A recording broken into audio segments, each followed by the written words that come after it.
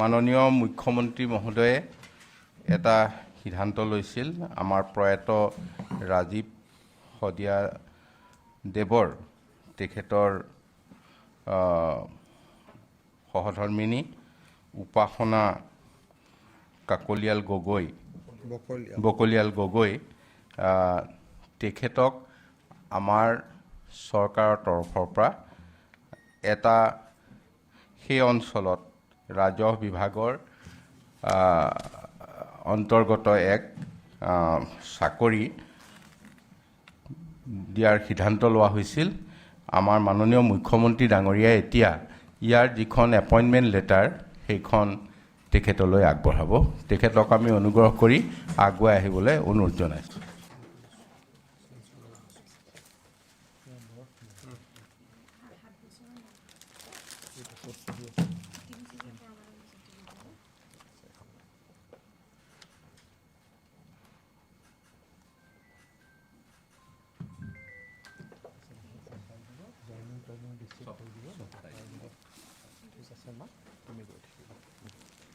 মই পিছত লগ পাম।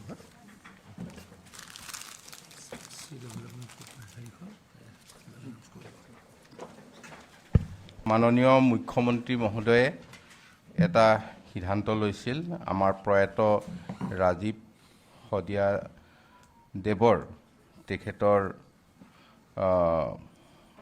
সহধৰ্মিনী উপাসনা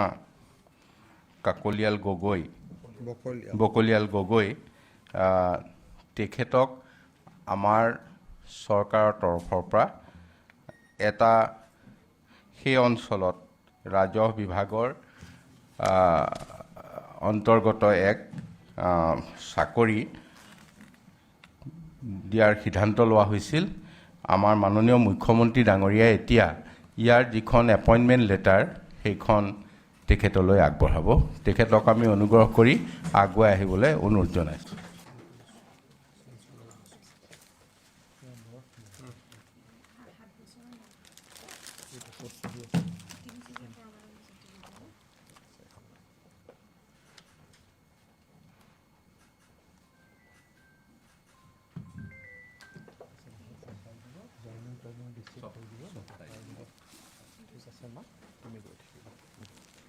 মই পিছত লগ পাম।